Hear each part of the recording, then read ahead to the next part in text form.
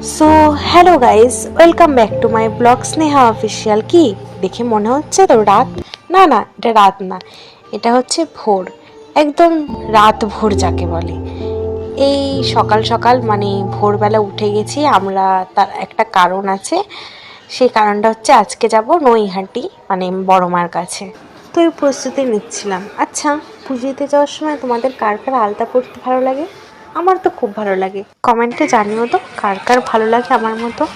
তো চলে এসেছি স্টেশনে, আমরা নৈহাটি স্টেশনে চলে এসেছি। এখন আমরা যাচ্ছি বড় মার কাছে।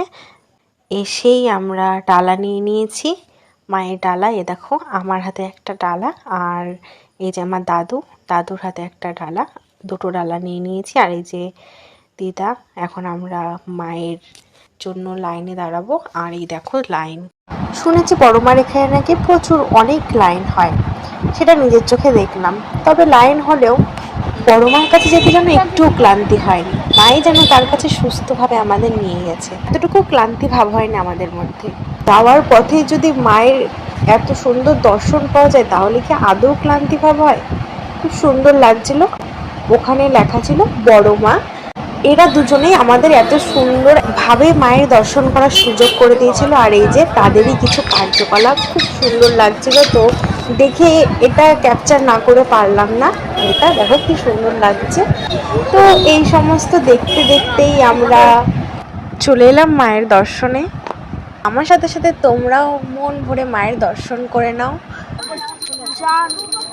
মায়ের পুজো দিয়ে বেরোতে গিয়ে দেখি এখানে বাবার পুজো করা হচ্ছে, মানে দেখে আমিও একটু জল ঢেলে দিলাম বাবার মাথায়।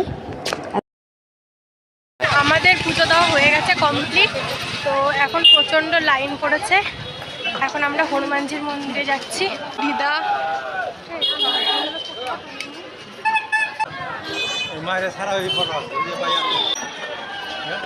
এখন যাচ্ছি হনুমানজির মন্দিরে।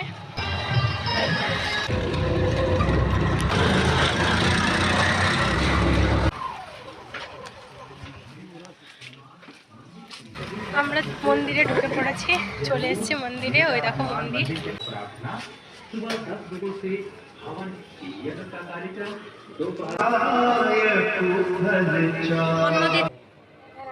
দর্শন করে যাওয়ার পথে কিছু কেনাকাটা করে আমরা বাড়ির পথে রওনা দিলাম। তো আজকের ব্লগটা এত অবধি, আবার দেখা হচ্ছে নতুন কোনো ব্লগে তোমাদের সাথে। So by.